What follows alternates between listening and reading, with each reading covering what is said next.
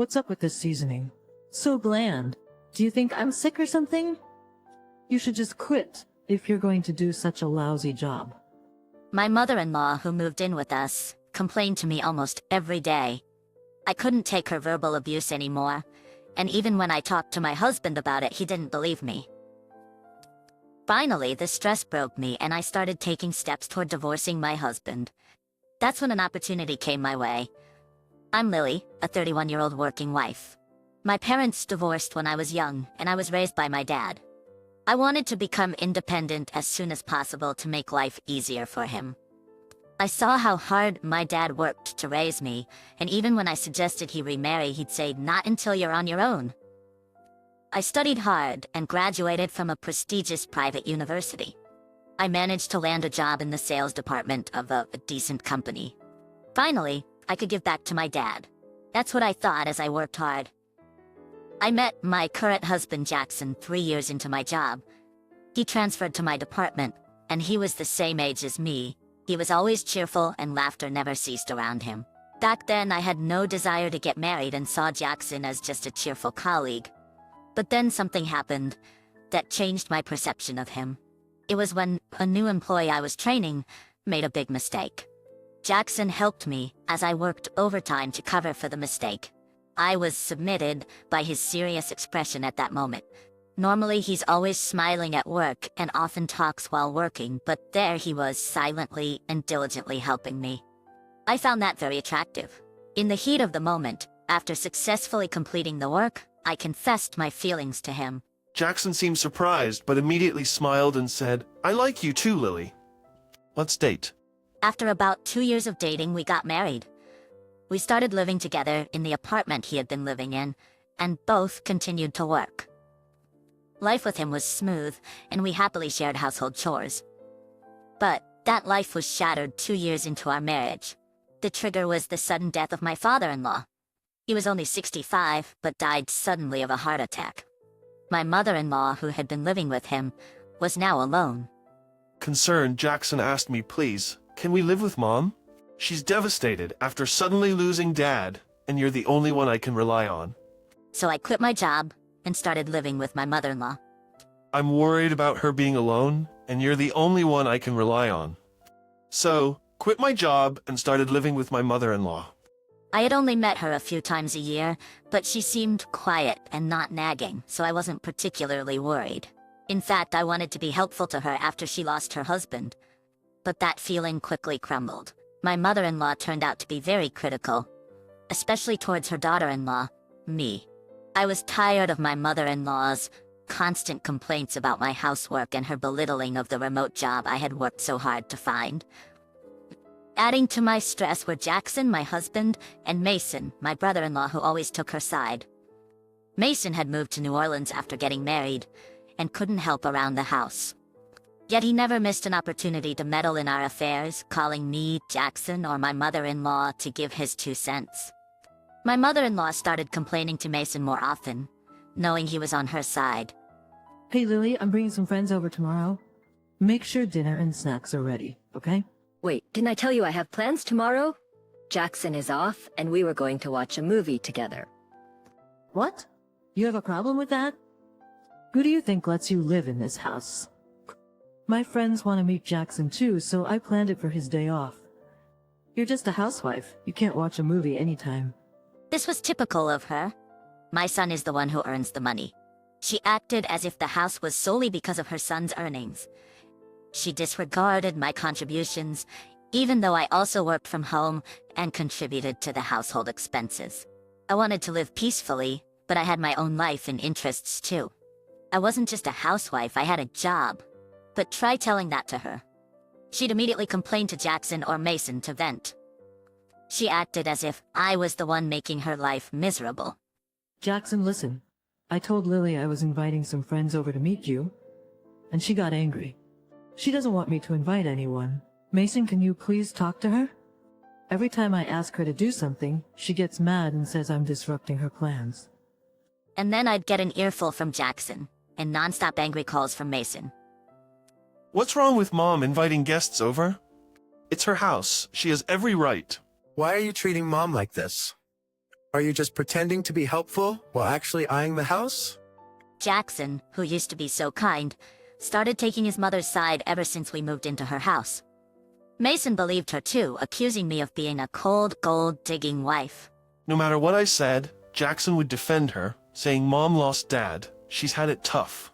I get that losing her husband is sad, but that doesn't give her the right to be unreasonable. Emboldened by their support, my mother-in-law ramped up her harassment. What's this seasoning? Too bland. I'm not sick, you know. You should quit that pointless job, she said, criticizing every little thing I did. Sometimes she'd even disrupt my work calls by yelling for me in the background. I tried to ignore her, but it affected my business, leading to postponed or canceled deals. If I protested, she'd throw things at me in a fit of rage. Anything she could grab, books, cups, even bottles of seasoning.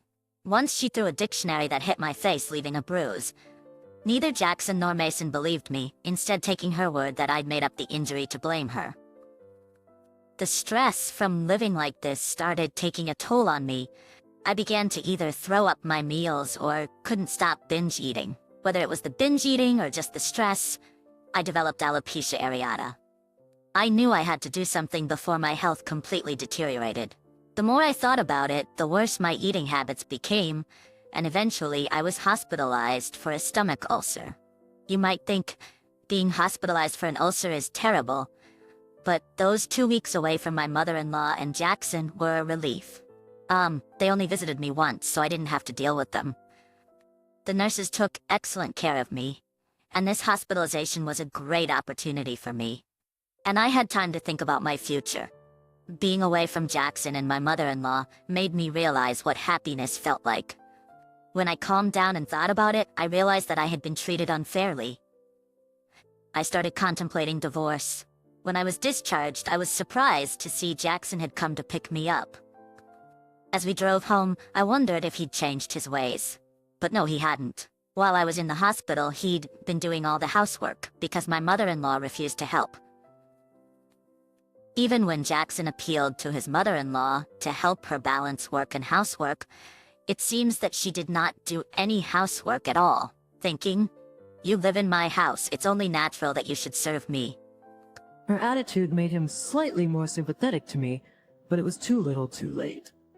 A small change in his behavior wasn't going to change my mind about divorcing him. My dad reassured me I can support you, Lily. I always have. I started preparing for the divorce, secretly moving my belongings to my parents' house. It turned out to be the right move. Jackson reverted to his old ways, siding with his mother and growing cold towards me. Mother had a stroke and was hospitalized. I called an ambulance and rushed to the hospital. Jackson arrived soon after, and Mason was on his way. The doctor said she'd need surgery and rehab and would likely have some lasting disabilities. In other words, your mother-in-law will need some level of care. During her surgery, Mason arrived. So Lily, you're taking care of Mom, right? You live here, and you're the wife, so it's your job. Yeah, Lily, you're doing it, right? So, Jackson, you're not helping at all? And Mason, you're not contributing financially? I moved out when I got married. I came today because I'm worried, but I have no responsibility here. I work, so I don't have time for caregiving. Can't you help on your days off or after work? And Mason, you can at least contribute some money, right? Why should I help make your life easier? I want to relax on my days off. I had enough of their selfishness. I won't be taking care of her. By then, I had made enough preparations to announce my decision to divorce. Luckily, Jackson yelled, "If you're not going to take care of her, then we're getting a divorce." Fine, let's get divorced right now. Both Jackson and Mason looked shocked. Isha, you can't live on your own? I'll be fine. I'll go get the divorce papers right now. I left the hospital during my mother-in-law's surgery and took a taxi to the city office. When I returned, Jackson and Mason were arguing in the waiting room. Do I have to do everything myself? You're her son too, you know? I moved to New Orleans when I got married. You're the real son here. It was clear they were trying to pass the responsibility of caring for their mother onto each other. Holding back a laugh, I walked in and handed Jackson the divorce papers. Sign this now. Are you serious? Of course. What? Are you gonna apologize and make me take care of your mom? Too late for that. Jackson seemed to want to say something but couldn't find the words. He reluctantly signed the papers. After confirming he'd signed, I said, I'll file this today. What? We're strangers now. Jackson finally panicked. I'll file this today. We're strangers now. Are you really going to file it? Of course. Please reconsider. Mason won't help, and I can't manage everything myself. Jackson can't do it alone. Please help. It was just as if it had nothing to do with me. Their pleas were too late and too self-serving. I chuckled. Hey, Why are you laughing?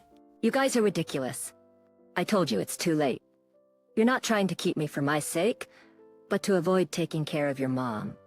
I'm filing for divorce. I've already packed my stuff and will be out today. Take care of your mom. With that, I left the hospital with the divorce papers. Jackson chased after me, shouting, "Wait!" But I hopped into a taxi and left. I filed the divorce papers and regained my freedom. I blocked Jackson and reported to my dad. Be careful coming home. Let me know when you arrive at the airport. I'll pick you up. I couldn't hold back my tears at his kindness. When I arrived at the airport, my dad was there to hug me tightly. It had been a long time since I'd seen him. I'm sorry for being a burden, even as an adult. As long as you're happy, that's all that matters. I'm glad to have you back. He patted my back as we headed home. We had fast food for dinner, but it tasted better than any meal I'd had at my in-laws. I fell asleep talking to my dad. When I woke up, I relished my newfound freedom. Now that I'm free, I wanted to have a little fun and live a life, but that's not gonna happen. I had to catch up on work, so I focused on that. A month after moving back, Mason visited. I didn't want to talk to him, but my dad insisted. We met at a nearby family restaurant where Jackson also showed up. He ran up to me. "Lily, I've wanted to apologize. I should have believed you, not Mom." I was puzzled. Pulling away from Jackson's embrace, I learned that his mother-in-law, who was discharged from the hospital a week ago, is unmanageable. She's been lashing out at Jackson because she's frustrated with her physical limitations. Jackson has been taking time off work to care for her, but he can't do it indefinitely. No one else is stepping up to help. Even Mason decided to chip in financially and hire a home health aide. But the aides keep quitting because she's so difficult to deal with. Jackson realized that what I had been saying about his mother-in-law was true, and he wanted to apologize and have me back. "Please, I'll help out this time, and I'll be on your side. You must be struggling without money, right?" I'm begging you, Lily. You're the only one we can rely on. If this continues, no one will take care of Mom. I'll even give you an allowance. The two of them bowed their heads. I thought it served them right. I'm sorry, but I have no obligation to you or your mother anymore. I'm doing just fine working from home. In fact, I'm more focused on my job, and I'm earning more. So I have no intention of getting back together with you. Don't contact me or ambush me again. If you do, I'll sue. With that, I left the table. Whether they were shocked or had given up, Jackson and Mason didn't follow me. 6 months have passed. I've been working hard from home. I occasionally hear updates about Jackson from old friends. He started a part-time construction job to pay for his mother's care facility, but ended up injuring his leg. Because of that, he had to take a 2-month break and he was fired from both jobs. Mason seems to have cut ties with Jackson entirely. Thanks to my firm stance, I haven't heard from Jackson since. Next time I'll sue him. And thanks to that, I haven't heard from Jackson since then. I'm living a fulfilling life now. Last night, I jokingly told my dad, maybe it's time for me to find a boyfriend. Go ahead and find happiness, he said, but his eyes looked a bit sad. Though I told Dad that, I'm really content with our life together. I work hard, and at the end of the day, I enjoy a drink with Dad or go shopping and traveling freely. I want to cherish these days.